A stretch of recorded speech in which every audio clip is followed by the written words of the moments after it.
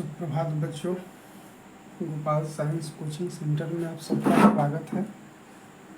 बच्चों, आज हम लोग संस्कृत पाठ 4 नंबर पाठ आज हम लोग पढ़ेंगे। 3 ठो पाठ हम पढ़ा दिए हैं और आज हम लोग चतुर्थ पाठ पढ़ेंगे। 3 नंबर पाठ, इसके पहले वाला पाठ जो है अलस कथा हम पढ़ा दिए हैं। उसके बाद में आपको पाटलिपुत्र वैभवम हो गया, प्रथम पाठ जो है मंगलम हो गया है। इसका वीडियो आप लोग को डिस्क्रिप्शन में जाके देखिए, आप लोग को मिल जाएगा। आज हम लोग संस्कृत के चौथा अध्याय हम लोग पढ़ेंगे। परीक्षा की दृष्टि से यह अध्याय बहुत ज़्यादा महत्वपूर्ण है। बच्चों, जब भी वीडियो देखिए तो कोशिश कीजिए कि वीडियो देखते समय ही नोट्स बना लिया करें, ज़्यादा अच्छा होगा आपके लिए। ठीक है, चलिए हम लोग बिना विलंब किए बातचीत हम लोग करेंगे। पहले अपनी पढ़ाई पूरा कर लें। ठीक है, हम लोग 4 नंबर अध्याय पे आते हैं। 4 नंबर अध्याय का नाम है संस्कृत साहित्य लेखिका। संस्कृत साहित्य लेखिका। लेखिका मतलब होते हैं कवियत्री, और संस्कृत तो संस्कृत भाषा क्या हो गया, और संस्कृत साहित्य। संस्कृत में भी बहुत सारे कवित्री हुई, बहुत सारे विद्वान कवित्री हुई जिनका इतिहास में नाम अमर है और अभी भी है। लोग मेरे प्राचीन काल से लेके आज के आधुनिक काल तक भी लेखिकाएं संस्कृत की हैं। ठीक है, आप लोग सिर्फ हिंदी के ही सुने होइएगा, लेकिन संस्कृत की लेखिकाएं भी हैं। इस पाठ में हम लोग यही पढ़ेंगे कि संस्कृत साहित्य के आगे बढ़ाने में लेखिकाओं का क्या योगदान है। प्राचीन काल में कौन सी लेखिकाएं थी, मध्यकाल में कौन सी थी, आधुनिक काल में कौन सी थी, उनका क्या क्या योगदान है, इसके संबंध में हम लोग इसमें पढ़ेंगे। ठीक है, तो हम लोग शुरू करते हैं। लिखा हुआ है, समाजस्य यानम पुरुषे नारी भी चलती। इस समाज की गाड़ी जो है, समाज रूपी गाड़ी जो है, ये सिर्फ पुरुषों से ही नहीं चलती, ये नारी से भी चलती है। समाज रूपी गाड़ी जो, यानम मतलब गाड़ी, इस समाज रूपी गाड़ी जो है सिर्फ पुरुषों से नहीं, ये नारी से भी चलती है। साहित्य अपि उभयो समानम महत्वम। साहित्य में इन दोनों का समान महत्व है। साहित्य में इन दोनों का समान, इन दोनों का मतलब किसका, नारी और पुरुष दोनों का सामान्य महत्व है। आधुनाम सर्वभाषासु साहित्य रचनायाम स्त्री अपि तत्परा सन्ति यस्य लभन्ते। कह रहा है कि आधुनाम आजकल सभी भाषाओं के साहित्य रचना में, आजकल सभी भाषाओं के साहित्य रचना में स्त्रियां तत्पर है और लाभ को प्राप्त हो रही है। आजकल सभी साहित्य भाषाओं में, सभी साहित्य भाषाओं की रचना में स्त्रियां भी तत्परता दिखा रही है और लाभ को प्राप्त कर रही है। संस्कृत साहित्य प्राचीन कला देव साहित्य समृद्धो योगदानम न्यूनाधिकम प्राप्यते। संस्कृत साहित्य प्राचीन काल से ही संस्कृत साहित्य के योगदान में, संस्कृत साहित्य के समृद्धि और योगदान में जो है, थोड़ा थोड़ा इन लेखिकाओं का भी योगदान प्राप्त होता है। संस्कृत साहित्य के समृद्धि में, उनके समृद्धि के योगदान में प्राचीन काल से ही थोड़ा थोड़ा इनकी योगदान मालूम पड़ता है, ऐसा देखने को मिलता है। पाठे अस्मन्ति प्रसिद्धानां लेखिकानामेव चर्चा वर्तते येन साहित्य निधि पुरेण तसा योगदानम गायते। इस पाठ में प्रसिद्ध लेखिकाओं के नाम का चर्चा है, जिन्होंने साहित्य के खजानों को पूरा करने में अपना योगदान दिया है। इस पाठ में संस्कृत लेखिकाओं की चर्चा है जो संस्कृत साहित्य के खजाना को पूरा करने में अपना योगदान दिए हैं। माने जो जो कवित्री जो संस्कृत साहित्य को आगे बढ़ाने में योगदान दी है, उन सारी लेखिकाओं के बारे में इसमें चर्चा है। तो अमूमन यहाँ से यहाँ तक हम यही समझे कि यह समाज जो है सिर्फ पुरुष से ही नहीं, स्त्री से भी, ये समाज रूपी गाड़ी स्त्री और पुरुष दोनों से चलती है। साहित्य में ये दोनों का समान महत्व है। आजकल सभी भाषाओं में साहित्य रचनाओं में स्त्रियां तत्परता दिखा रही है और लाभ को प्राप्त कर रही है। संस्कृत साहित्य प्राचीन काल से ही इसके समृद्धि के योगदान में थोड़ा बहुत योगदान स्त्रियों को प्राप्त होता है।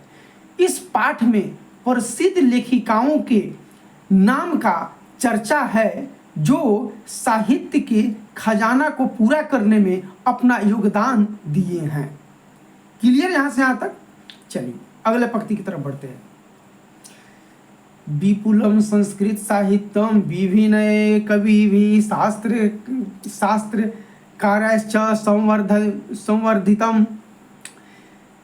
ये संस्कृत साहित्य जो है ये बहुत विशाल है। विपुल का मतलब होता है विशाल। ये संस्कृत साहित्य जो है ये बहुत विशाल है। भिन्न भिन्न कवि और शास्त्रकारों ने इसे क्या किया है? इसे संवर्धित किया है। भिन्न भिन्न कवियों और शास्त्रकारों ने इसे क्या किया है? संवर्धित का मतलब क्या होता है? संवर्धित का मतलब होता है इसे जोगाना, इसे आगे बढ़ाना। ठीक है, इसे आगे बढ़ाना, इसे संजो के रखना, इसे अगले पीढ़ी के लिए बना के रखना, इसको खत्म नहीं होने देना। तो संस्कृत साहित्य का जो क्षेत्र है वो बहुत ही विस्तृत है, बहुत विशाल है। भिन्न कवियों और शास्त्रकारों ने इसे संवर्धित किया है। वैदिक कला द्रव्य शास्त्राणाम काव्यनाच रचने संरक्षणे च यथा पुरुष ददचिता अभवन तथैव स्त्री अपि दत्तवधान प्रप्यन्ते। कह रहा है वैदिक काल के आरंभ से ही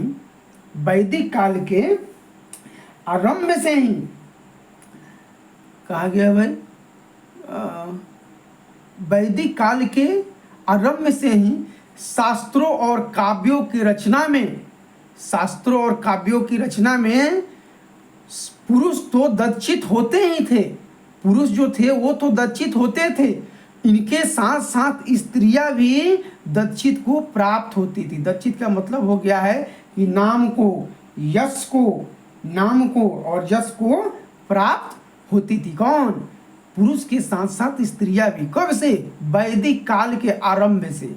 शास्त्र और काव्यों की रचना में पुरुष जितना दक्षित होते थे उतना ही स्त्रियां भी दक्षित को प्राप्त होती थी। वैदिक युगे मंत्रणाम दर्शका न केवलाम ऋष्य प्रयुतम ऋषिका अपि सन्ति। वैदिक युग में मंत्रों का दर्शन केवल ऋषि ही नहीं करते थे अपितु ऋषिकाएं भी करती थी। ऋषिकाएं का मतलब है ऋषि मुनियों की पत्नी ऋषिका। तो वैदिक युग में जो मंत्र को जो लिखा जाता था तो खाली ऋषि मुनि मंत्र नहीं लिखते थे, उनकी पत्नियां जो थी वो लोग भी मंत्र को लिखता था। ऋग्वेदे चतुर्विंशतिरथ अर्थवेदे च पंचम ऋषिका मंत्र दर्शनवत्यो निर्दिश्यन्ते यथा यमी अपला उर्वशी इंद्राणी वागा वृणी इत्यादि। कहते हैं कि ऋग्वेद में 24 और अर्थवेद में 5 ऋषिकाओं के मंत्र दर्शन निर्दिष्ट किए गए हैं। ऋग्वेद में 24 और अर्थवेद में 5 ऋषिकाओं के मंत्र दर्शन को निर्दिष्ट किए गए हैं। वो 5 ऋषिकाओं का नाम क्या है? यमी, अपला, उर्वशी, इंद्रिणी, वागाम्भृणी। देखिए 1 2 3 4 5।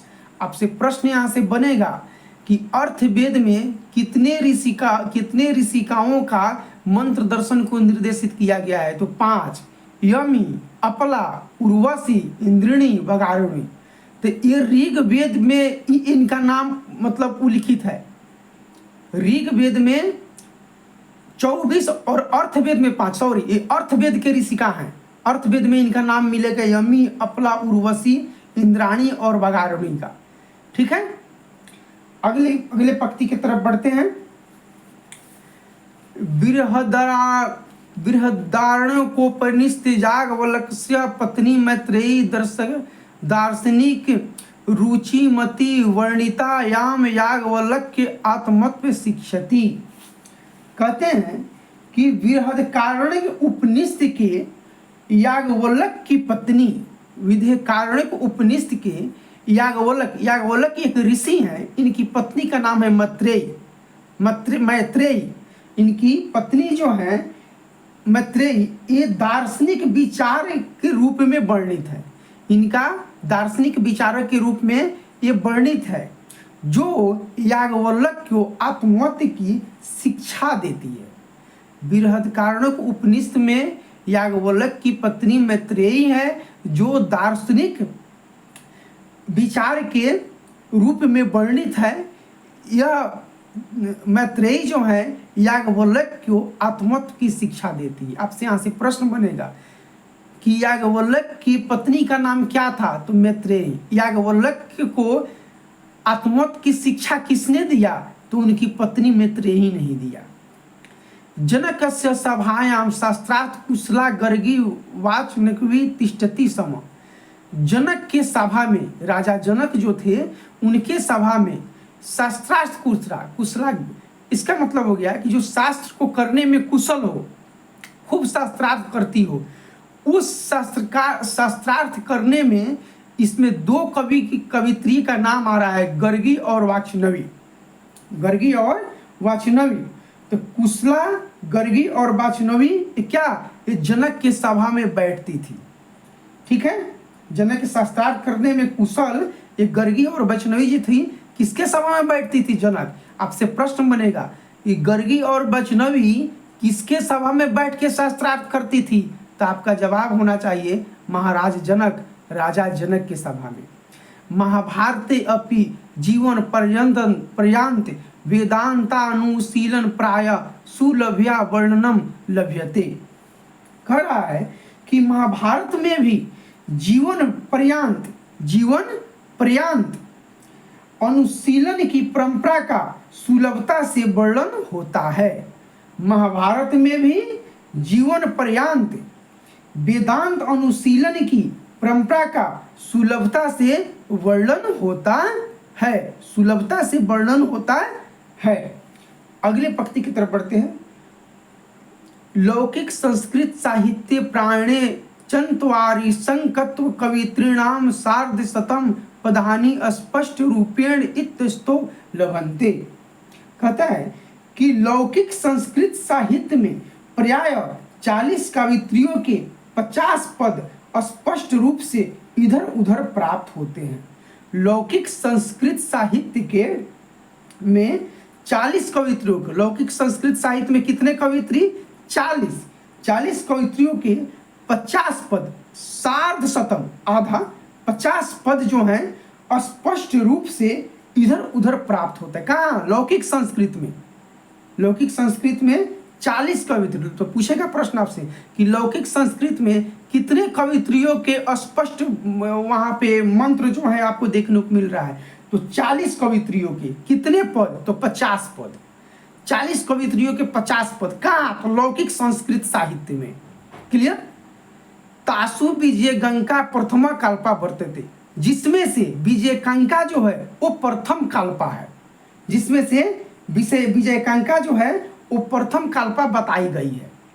ठीक है, किसमें से? वो 40 जो कवित्री जो थी लौकिक संस्कृत साहित्य में, जिसके 50 को पद जो है मिल रहे हैं, उसमें से प्रथम जो थे विजयगंका थी। ठीक है, जिसमें से प्रथम विजयगंका थी। सच श्याम वर्ण सीदति पदे नानेन स्फुटी भवती, और वह श्याम वर्ण की थी। कौन? विजयगंका। कौन से वर्ण की थी? श्याम वर्ण की थी। जैसे कि इस पद से स्पष्ट होता है, ये जो पद लिखा हुआ है इससे स्पष्ट होता है कि वह जो विजयगंगा जो थी वो 40 कवित्री में से प्रथम, उसमें से यह विजयगंगा प्रथम कल्पा थी, लेकिन इस श्लोक से पता चलता है कि वह श्याम वर्ण की थी। कौन सी रंग की थी? श्याम वर्ण की। अब इस श्लोक का क्या मतलब होता है, अब हम आप लोगों को पढ़ के सुनाते हैं। नीलोत्पल दल श्यामा विजय गंगा मजानता वृथे व दंडिना प्रोक्ता सर्व शुक्ला सरस्वती। कह रहा है कि नीले कमल दल के समान, नीले कमल दल के समान वर्ण के विजय गंगा को कौन नहीं जानता? नीले कमल दल के समान वर्ण के विजय गंगा को कौन नहीं जानता? बेकार ही वृथव का मतलब बेकार, बेकार ही दांडी ने कह दिया सर्व शुक्ला सरस्वती। ये दांडी ने, ये विद्वान थे, ये दांडी जो है कह दिए बेकार ही कर, वृथव मैंने बेकार, बेकार ही दांडी ने प्रोक्ता मतलब बोले वृथव दांडी प्रोक्ता सर्व शुक्ला सरस्वती। बेकार ही दांडी ने कह दिया सर्व शुक्ला सरस्वती, मैंने सभी में सबसे बढ़िया है, ऐसा नहीं है। अगले पंक्ति की तरफ देखते हैं। तस्या काला अष्टमस तक मृत्यु नुमीयते, उसका समय 800 ईस्वी अनुमानित किया जाता है। तस्या काल अष्टम शतक मृत्यु नुमीयते, किसका काल? उस विजयगंगा का काल, उसका काल जो है 800 ईस्वी अनुमान किया जाता है। यहाँ पे बच्चों प्राचीन काल की बात हो रही है, 800 ईस्वी, ठीक है, जब वेद पुराणों की रचनाएं हो रही थी, ऋचाएं लिखी जा रही थी, उस समय की बात हो रहा है। तो उसका समय कब था? विजयगंगा का समय कब था? तो 800 ईस्वी में अनुमान किया जाता है। मित्यनुमीयते, अनुमान किया जाता है। चालुक्य वंशी यस्य चंद्रादित्यस्य राज्ञी विजय भट्टारिकैव विजय गंगा इति बहुव मान्यते। कहता है कि चालुक्य वंश के चंद्रादित्य की रानी, चालुक्य वंश के राजा कौन थे? चंद्रादित्य, विक्रमचंद्रादित्य।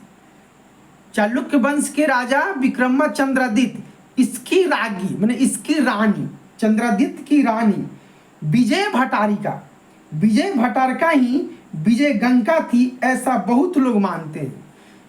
विजय गंगा भट्टारिका हो विजय गंगा इति बहुवा मान्यते, ऐसा बहुत लोग मानते हैं।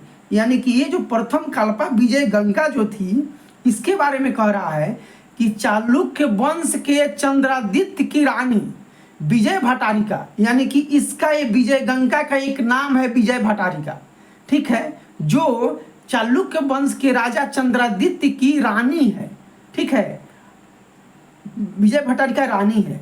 ये विजय भट्टारिका ये विजय गंगा ही है। कौन है? ये विजय गंगा का नाम ये विजय भट्टारिका है। इति बभुआ मानते, ऐसा बहुत लोग मानते हैं, ऐसा बहुत लोग मानते हैं। तो आपसे सवाल पूछेगा कि विजय गंगा को और किन नामों से जानते हैं, तब बताइएगा विजय भट्टारिका के नाम से जानते हैं। विजय भट्टारिका किसकी रानी थी, किसकी पत्नी थी? तो चालुक्य वंश के राजा विक्रमाचंद्रादित्य की पत्नी थी, रानी थी, ठीक है। फिर पूछेगा कि विजय भट्टारिका को किस नाम से जानते हैं, तो विजय गंगा के नाम से जानते हैं। चालुक्य वंश के राजा कौन थे? चंद्रादित्य। चंद्रादित्य की रानी कौन थी? विजय भट्टारिका या विजय गंगा। क्लियर? देखिए ये दो गो लाइन से कितना सारा ऑब्जेक्टिव प्रश्न बन रहा है।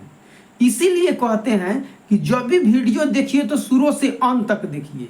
ये सारे प्रश्न मैं जितना भी कुछ बोल रहा हूँ, ये सारे प्रश्न आपके पिछले कई सालों से पूछते आ रहा है। आप क्वेश्चन बैंक उठा के देख लीजिए, उस सारे क्वेश्चन बैंक में आपको ये सारी चीज मिलेंगे, ठीक है। चालुक्य वंश के राजा कौन थे? तो चंद्रादित्य।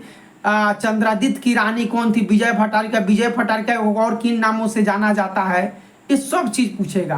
प्रथम कल्पा कौन थी, लौकिक संस्कृत साहित्य में प्रथम कल्पा कौन थी, ये सब आपसे पूछा गया है। आप क्वेश्चन बैंक उठा के देख लीजिए। चलिए अगले पंक्ति की तरफ बढ़ते हैं। किंच शीला भटारिका देव कुमारिका राम भद्रम्बा प्रभृत्यो दक्षिण भारतीय संस्कृत लेखिका स्फुट पदय प्रसिद्धा। सॉरी, कहते हैं कि कुछ शीला भटारिका देव कुमारिका राम भद्रम्बा दक्षिण भारत के संस्कृत लेखिकाओं के अपने अपने जो स्पष्ट पद हैं वो प्रसिद्ध है। शीला भटारिका, देव कुमारिका, राम भद्रम्बा, ये जो हैं ये दक्षिण भारत के संस्कृत लेखिका हैं। कौन कौन भाई? तो शीला भटारिका, देव कुमारिका, राम भद्रम्बा, ये दक्षिण भारत की संस्कृत लेखिका है। ठीक है, जिसका स्पष्ट पद जो है देखने को मिलता है, जिसका अपनी अपनी स्पष्ट पद जो है वो देखने को मिलता है। अब यहाँ से पूछेगा कि दक्षिण भारत की संस्कृत लेखिका निम्न में कौन है, तो आपको तीनों का नाम याद करके रखना होगा। शीला भटारिका, देव कुमारिका, राम भद्रम्बा। तो अब तीनों में से कोई रहेगा, आप चीना मार के निकल जाइएगा। ठीक है, कि दक्षिण भारत के संस्कृत लेखिका निम्न में से कौन है। तो दक्षिण भारत के 3 गो संस्कृत लेखिका हैं। शीला भटारिका, दक्षिण भारत के 3 गो संस्कृत लेखिका हैं, शीला भटारिका, देव कुमारिका, राम भद्रम्बा, ये दक्षिण भारत की संस्कृत लेखिका है। बच्चों, मुझे लगता है कि आप लोग को यहाँ से यहाँ तक नहीं दिखाई दे रहा था। एक बार पढ़ के हम फिर से सुना देते हैं कि बृहदारण्यक उपनिषद में याज्ञवल्क्य की पत्नी दार्शनिक रुचि की थी, ऐसा वर्णित है। इनकी पत्नी का नाम था मैत्रेयी, जो याज्ञवल्क्य की आत्मतत्व की शिक्षा देती है। जनक के सभा में कुशल शास्त्रार्थ करने में गर्गी और वैष्णवी बैठती थी। जनक के सभा में गर्गी और वैष्णवी कुशल शास्त्रार्थ करने के लिए बैठती थी। महाभारत के जीर्णोपरांत वेदानुशीलन जीवंत पर्यंत वेदानुशीलन का सुलभता से वर्णन मिलता है। लौकिक संस्कृत साहित्य में 40 कवित्रियों को 50 पद स्पष्ट रूप से प्राप्त होते हैं, जिसमें से प्रथम कल्पा जो है विजयगंगा है, वह श्याम वर्ण की है। निम्न पद से स्पष्ट होता है। ये पद से कहता है कि नीले कमल दल के समान विजयगंगा को कौन नहीं जानता। व्यर्थ ही दांडी ने कह दिया सर्व शुक्ला सरस्वती। तस्या उसका काल विजयगंगा का काल जो है ये 800 ईस्वी बताई जाती है। 800 ईस्वी बताई जाती है। चालुक्य वंश चंद्रादित्य की रानी विजय भटारिका थी, जिसको विजयगंगा बहुत सारे लोग मानते हैं। किंतु शीला भटारिका, देव कुमारिका, राम भद्रम्बा प्रभृत्यो दक्षिण भारतीय संस्कृत लेखिका स्पष्ट फुट पदे प्रसिद्धा। ये दक्षिण भारतीय का संस्कृत लेखिका हैं शीला भटारिका, देव कुमारिका, राम भद्रम्बा। ठीक है, ये 3 गो आप लोग नाम याद करके रखिएगा, बहुत प्रश्न इससे पूछा जाता है। ठीक है, चलिए आगे बढ़ते हैं। अब कहता है, आप लोग को दिख रहा होगा, दिखने में दिक्कत नहीं होना चाहिए, स्पष्ट रूप से उसका ये सब चीज दिखाई दे रहा होगा। विजयनगरस्य नरेश संस्कृत भाषा संरक्षण कृत प्रयास आसन नीति विदित में विजयनगर राज्य के नरेश राजा, विजयनगर राज्य के नरेश जो थे, संस्कृत भाषा के संरक्षण में उनका प्रयास जो है बहुत ही विदित है, आज भी उल्लेखनीय है। विजयनगर राज के राजा जो हैं, नरेशम मतलब राजा, विजयनगर राज के राजाओं ने संस्कृत भाषा के संरक्षण के लिए क्या किया, प्रयास किया। विजयनगर राज के राजाओं ने संस्कृत भाषा के संरक्षण के लिए प्रयास किया, ऐसा विदित है। तेसन मंत्र पूरेपी संस्कृत रचना कुशला राज्यो भवनम, उनके अंतःपुर में संस्कृत रचना करने वाली कुशल रानियां भी थी। तेषाम अंतःपुरे अपि संस्कृत रचना कुशला राज्यो अभवन। और अंतःपुर का मतलब क्या हो गया, यहाँ पे राजा को जो दरबार होता है, तो राजा के दरबार में अंदर के महलों में रानियां रहती है, तो वो रानियां जो है अंतःपुर में रहती थे और वहां पे संस्कृत की रचना करती थी वो रानियां। ऐसा मालूम पड़ता है, कह रहा है कि राजा के राजमहल के अंतःपुर में जो है रानियां जो है संस्कृत की रचना करती थी। कंपर्ण राय चतुर्दश शतकम राज्ञी गंगा देवी मधुरा विजयम इति महाकाव्य स्वस्वामिनो मधुरे विजय घटना माश्रित त्याचारतम। कह रहा है कि कंपर्ण राय की रानी गंगा देवी, कंपर्ण राय की रानी गंगा देवी 1400 ईस्वी में, कंपर्ण राय की रानी गंगा देवी 1400 ईस्वी में मधुरा विजय नामक महाकाव्य अपने स्वामी के मधुरे विजय घटना पे आश्रित रचना कर डाला। कंपर्ण राय की रानी का नाम क्या था, गंगा देवी, जो मधुरा विजयम, मधुरा में कोई लड़ाई हुआ होगा उनके पति से, तो वो विजय करके आए हुए थे, तो मधुरा विजय के नाम पे जो है ये महाकाव्य की रचना कर दी। ठीक है, विजय घटना में आश्रित रचित, ये मधुरा विजयम जो है नामक काव्य किसने रचना किया, तो ये गंगा देवी ने। गंगा देवी कौन थी, तो ये कंपर्ण राय की पत्नी थी। और ये कंपर्ण राय कहाँ, ये विजयनगर साम्राज्य का राजा था। कंपर्ण राय विजयनगर साम्राज्य का राजा था। इसकी पत्नी का नाम था गंगा देवी, और गंगा देवी ने मधुरा विजयम महाकाव्य की रचना की है। मधुरा विजयम महाकाव्य की रचना किसने किया, तो गंगा देवी ने। चलिए, उसके बाद में कहता है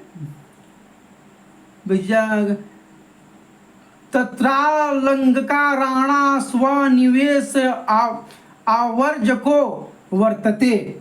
अब कहता है कि वहां अलंकारों का सन्निवेश है, अत्यंत आकर्षक है। तत्रालंकाराणा सन्निवेश आवर्जको वर्तते। कहाँ पे, ये विजयनगर में अलंकारों का सन्निवेश। अलंकारों का मतलब होता है जो गहना गुड़िया बनाने वाला जो सोनार होता है, उस लोग को अलंकार कहते हैं।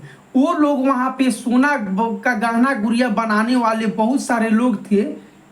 ठीक है, जिसके चलते वह जो था वहां का विजयनगर जो था बहुत ही आकर्षक था। वहां पे सोनार लोग ज्यादा थे। वहां अलंकारों का सन्निवेश है, अत्यंत आकर्षक है, अत्यंत आकर्षक है।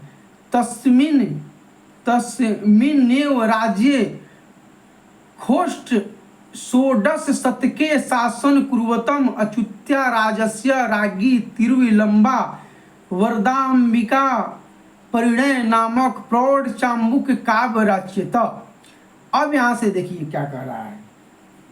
कह रहा है कि उसी राज्य में, तस्मिन्नेव, उसी राज्य में 1600 ईस्वी में, उसी राज्य में 1600 ईस्वी में शासन करते हुए, शासनम कुरुवत, शासन करते हुए अच्युता राय की रानी, अच्युता राय की रानी तिरुलंबा, अच्युता राय की रानी कौन थी? तिरुलंबा, तिरुलंबा ने वरदाम्बिका परिणय, वरदाम्बिका परिणय नामक प्रौढ़ चाम्बुक काव्य की रचना किया, प्रौढ़ चाम्बुक काव्य की रचना किया। अब कह रहा है कि अच्युता राय की रानी तिरुलंबा वरदाम्बिका परिणय नामक प्रौढ़ चाम्बुक काव्य की रचना किया। कब? उसी राज्य में। कब? 1600 ईस्वी में। आपसे यहाँ प्रश्न बनेगा कि वरदाम्बिका परिणय नामक प्रौढ़ चाम्बुक काव्य की रचना किसने किया? जो अच्युता राय की रानी तिरुलंबा ने। आपको तिरुलंबा लिखा रहेगा, अच्युता राय की रानी इतना लंबा नहीं लिखा रहेगा, सिर्फ तिरुलंबा लिखा रहेगा। और एक कब की है, कब की है? तो 1600 ईस्वी में, क्योंकि 1600 ईस्वी में जो है अच्युता राय उस समय राज कर रहे थे और उसी समय उनकी पत्नी, तो अच्युता राय का शासनकाल कितना हो गया? तो 1600 ईस्वी। अब यहाँ से प्रश्न बन जाएगा कि विजयनगर राज्य के अच्युता राय महाराज का, चाहे राजा का शासन का समय क्या था? तो 1600 ईस्वी। ठीक है। और इसी 1600 ईस्वी में चाम्बुक काव्य रचना हुआ था, प्रौढ़ चाम्बुक काव्य रचना हुआ था। किसने किया था? तिरुलंबा ने किया था।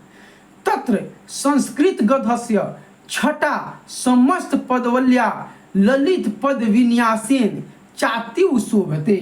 कह रहा है वहां संस्कृत गद्य की जो छटा है, वहां संस्कृत गद्य की जो छटा है समस्त पदावलियों से ललित पद विन्यास द्वारा अति शोभते हैं।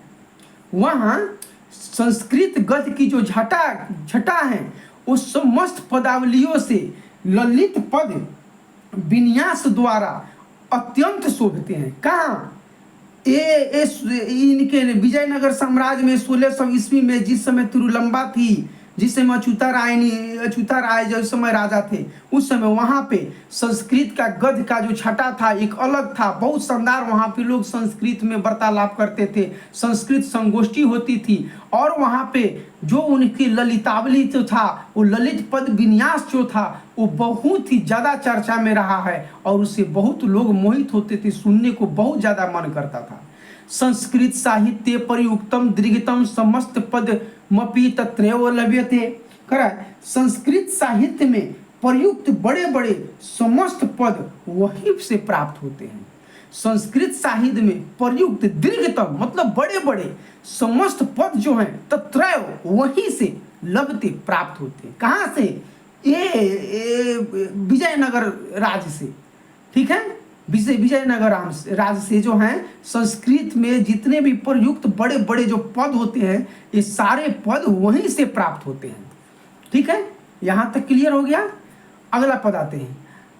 आधुनिक काले संस्कृत लेखिकासु पंडित क्षमा राव 1890 से 1953 ईस्वी नाम धेया विदुषी अतिव प्रसिद्धा। आधुनिक काल के संस्कृत लेखिकाओं में पंडिता क्षमा राव 1890 ईस्वी से 1953 के मध्य हुई है।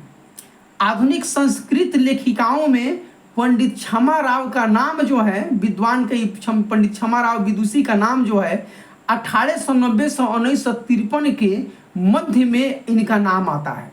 तथा स्वपितु शंकर पांडुरंग पंडितस्य महतो विदुषु जीवन रचित शंकर चरितम इति रचितम। कह रहे हैं कि मध्य हुई नाम के क्षमा राव नाम के विदुषी अति प्रसिद्ध है। कब? 1890 से लेकर 1953 के बीच में। उनके द्वारा अपने पिता स्वपितु अपने पिता शंकर पांडुरंग पंडित के महान जीवन चरित्र पर आधारित उनके कौन? अरे ये जो पंडित छामा राव की पिता थे शंकर पांडुरंग, इनके जीवन चरित्र पर आधारित, इनके जीवन चरित्र पर आधारित शंकर चरितम, शंकर चरितम नामक पुस्तक की रचना किया गया। अब देखिए, अब इसको समझिए अच्छा से कि आधुनिक काल के संस्कृत लेखिकाओं में पंडित छमा राव का नाम जो है अत्यंत विदुषी विद्वानों में अत्यंत प्रसिद्ध है। इनका कार्यकाल 1890 से 1953 के बीच में है और उनके पिता शंकर पांडुरंग, पंडित शंकर पांडुरंग के उनके विद्वता के बारे में, उनके जीवन चरित्र के बारे में शंकर चरितम नामक काव्य रचना किया गया। शंकर चरित्र नामक पुस्तक की रचना किया गया।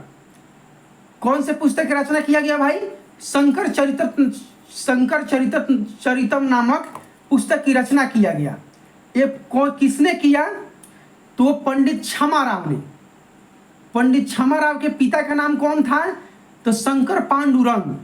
और ये शंकर पांडुरंग का के जीवन चरित्र पे ये पुस्तक का रचना किया पंडित छमा राव, उनकी बेटी ने। ये पंडित छमा राव कौन थी? इनकी बेटी थी, जो शंकर चरितम पुस्तक लिखी अपने पिता के जीवन चरित्र पे लेके। इति रचिति गांधी दर्शनम प्रभाविता सा सत्याग्रह गीता मीरा लहरी कथा मुक्तावली विचित्र परिषद यात्रा ग्राम ज्योति इत्यादि अनेका गद्य पद ग्रंथनाम परिणीतवती। कहते हैं कि गांधी दर्शन से प्रभावित, वह गांधी दर्शन से प्रभावित होकर के सत्याग्रह गीता, कौन? ये पंडित छमा राव जो थी, गांधी दर्शन से प्रभावित होकर के सत्याग्रह गीता, मीरा लहरी, कथा मुक्तावली, विचित्र परिषद यात्रा, ग्राम ज्योति इत्यादि अनेक गद्य पद ग्रंथों की रचना करने में प्रवीण थी।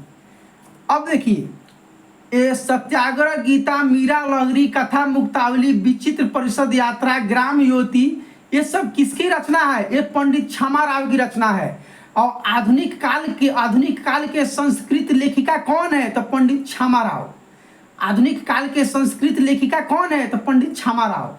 पंडित छमा राव की रचना कौन कौन है?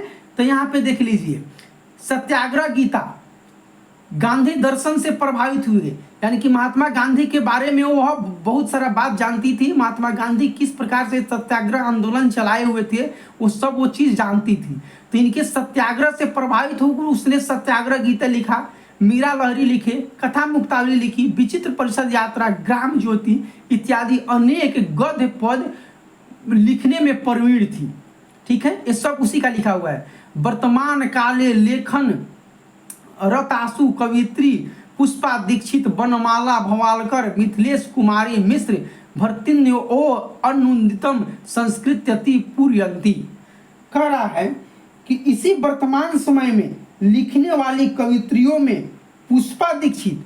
अब पूछेगा कि वर्तमान समय के कवित्री कौन कौन है? तो पुष्पा दीक्षित, वनमाला भवालकर, मिथिलेश कुमारी। ठीक है, मिथिलेश कुमारी मिश्र। तो वर्तमान समय के कवित्री कौन है? तो पुष्पा दीक्षित, वनमाला भवालकर, मिथिलेश कुमारी इत्यादि आए दिन संस्कृत साहित्य को पूरा कर रही है। अब जो देखिए यहाँ पे बता दे रहे हैं,